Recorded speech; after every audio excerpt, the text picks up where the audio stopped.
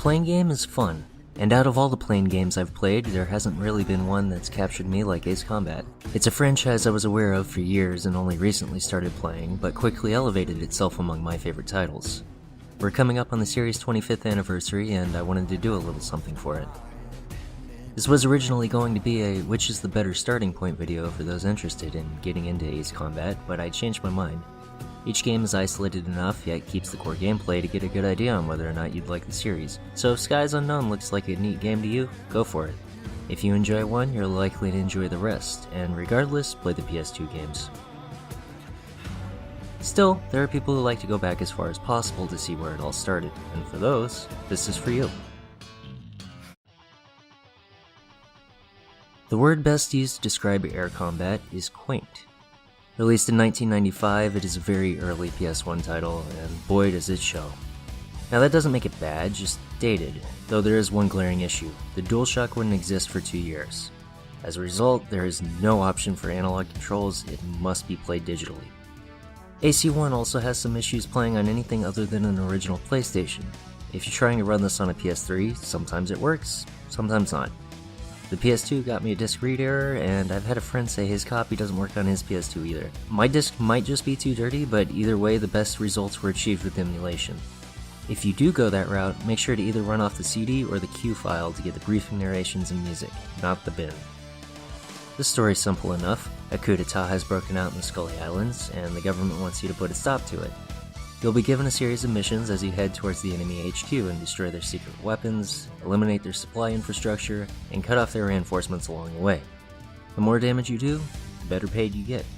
High priority targets are highlighted with a red TGT and are required kills for objective completion, but remember to shoot down plenty of low priority targets as well for that extra money.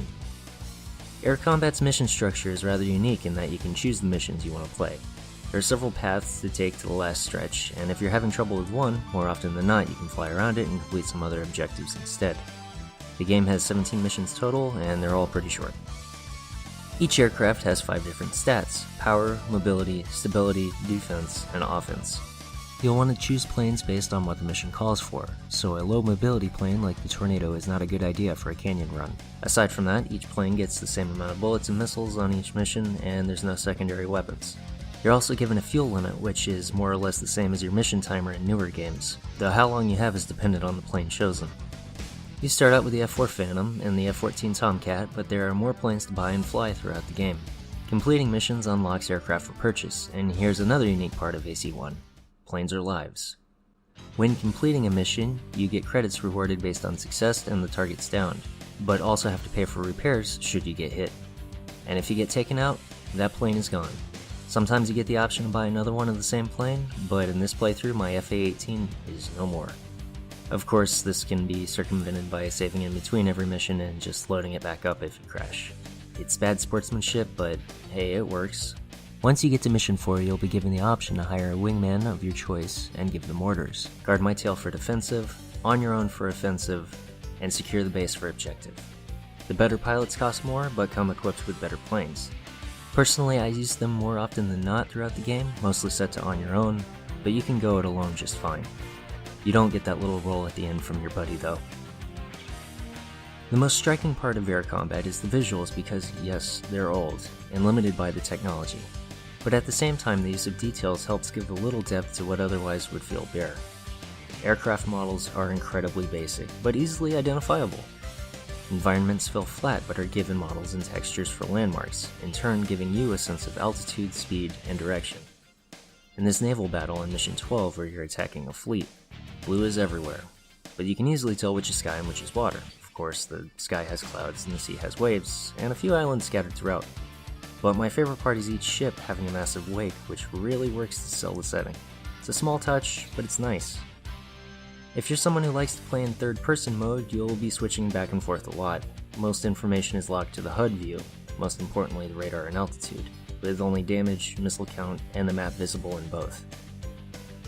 The game's audio is basic enough, but you're given some radio chatter for callouts. Songs don't stand out too much, but are inoffensive, just kinda average. I hope you like hearing because every hit taken results in that on repeat. The missile incoming alarm will scare you since missiles don't show up on radar and it always seems to come on a little too late. It's not a very hard game if you've had some experience with arcade flight games before, and a lot of Ace Combat traditions are established here. Trenches and tunnels, giant aircraft that have multiple target points to hit, etc. Some of the missions you can hang around and shoot down everyone, while some you'll want to go through as quick as possible. The biggest problem for me was Mission 15, not because of the bridge, though I did fly under it once as it was falling, but because the airfield at the end is just full of things that want to kill you with missiles.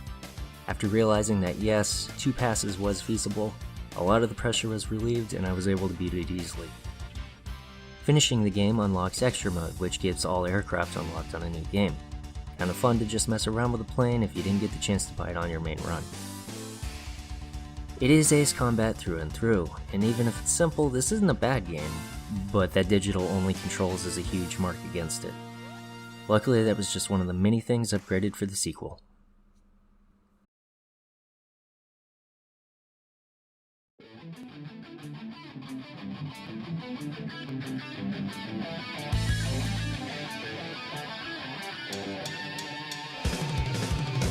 Full disclosure, I love this game. Ace Combat 2 is such a huge step up in presentation, gameplay, graphics, audio, everything. But most of all, it's just fun. This is the epitome of 90s plane game. The story is pretty much the same. Another coup d'etat takes place, and Scarface Squadron is hired once again to help put an end to it. There's a bit more going on as far as opposition goes, but for now you just have to go out and shoot down some planes. Mission structure is the first major change, with the game being much more linear, though not too much. Completing hidden objectives, usually comprised of killing specific low priority targets, will allow you to choose alternate levels. At one point the game locks you into a series of unique missions as you take part of one of 2 simultaneous operations, and it all leads up to an attack on the enemy HQ in Mission 19. Each level in AC2 is a lot more memorable due to their individuality, and to demonstrate, high altitude chase. The people who know.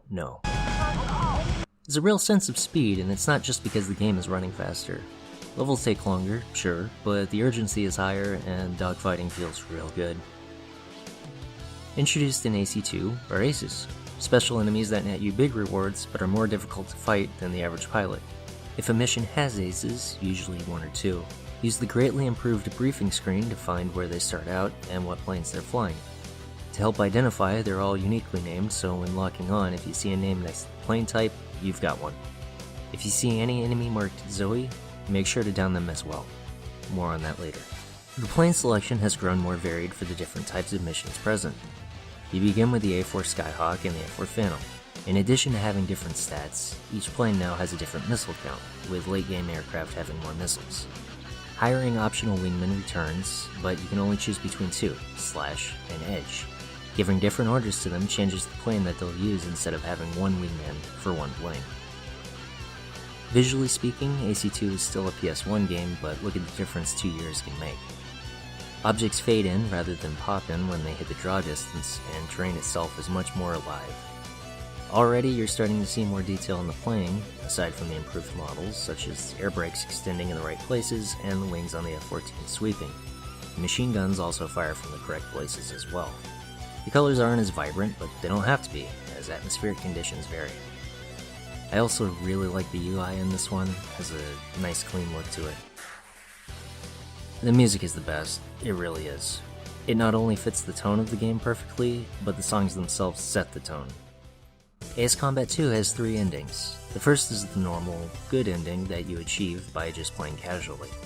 When you finish Mission 19, Kingpin, that's it. You've stopped the bad guys and win the game.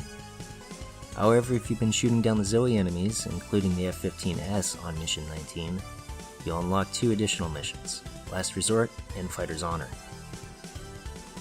Last Resort is a quick little submarine hunt after they try to escape the destruction of their headquarters, but once sunk, launch a cruise missile at the city.